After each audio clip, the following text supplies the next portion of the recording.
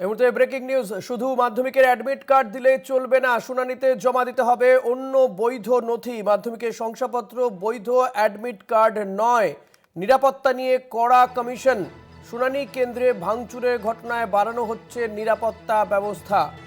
মাধ্যমিকের শংসাপত্র বৈধ, অ্যাডমিট কার্ড নয়। সত্যসুন্দর ভট্টাচার্য রয়েছেন আমার সঙ্গে টেলিফোনে। সত্য, কি ইনফরমেশন রয়েছে এক্ষেত্রে? কমিশন সূত্রে কি জানা যাচ্ছে?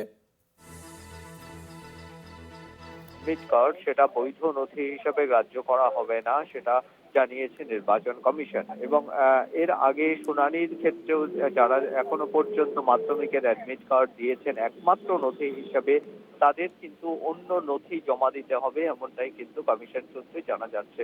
অর্থাৎ কমিশনের নির্দেশিত বা গাইডলাইনে যে নথির কথা উল্লেখ রয়েছে, সেখানে কিন্তু শুধুমাত্র মাধ্যমিকের ক্ষেত্রে মাধ্যমিকের শংসাপত্রের উল্লেখ রয়েছে, কোনোভাবেই মাধ্যমিকের অ্যাডমিট কার্ডের উল্লেখ নেই। ফলে এর আগেও কিন্তু সিইও দপ্তরের তরফে এই অ্যাডমিট কার্ডকে যাতে গ্রাহ্য করা হয়, মাধ্যমিকের অ্যাডমিট কার্ডে, সেই জন্য জাতীয় নির্বাচন কমিশনে প্রস্তাব দেওয়া হয়েছিল, কিন্তু সেই প্রস্তাবকে নাকচ করে দিয়েছে জাতীয় নির্বাচন কমিশন।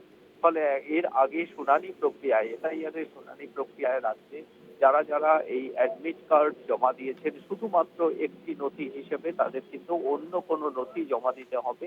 কমিশন নির্দেশিত অন্য নথি সেটা তাদেরকে জমা দিতে হবে, এমনটাই জানানো হয়েছে কমিশনের তরফে। সত্য, এরই পাশাপাশি এই যে আমরা দেখছি যে শুনানি পর্বে, শুনানি কেন্দ্রে ভাঙচুর, সেক্ষেত্রেও নির্বাচন কমিশন কড়া পদক্ষেপ নিচ্ছে বলে জানা যাচ্ছে। কি পদক্ষেপ?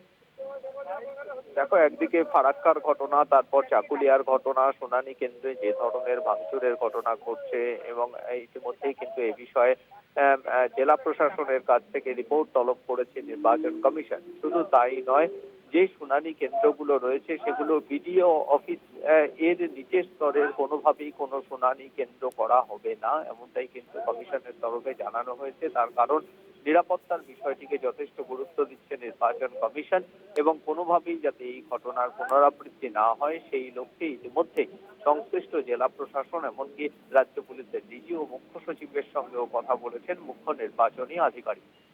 ধন্যবাদ সত্য। কথা বলছিলেন প্রতিনিধি সত্য সুন্দর ভট্টাচার্যের সঙ্গে।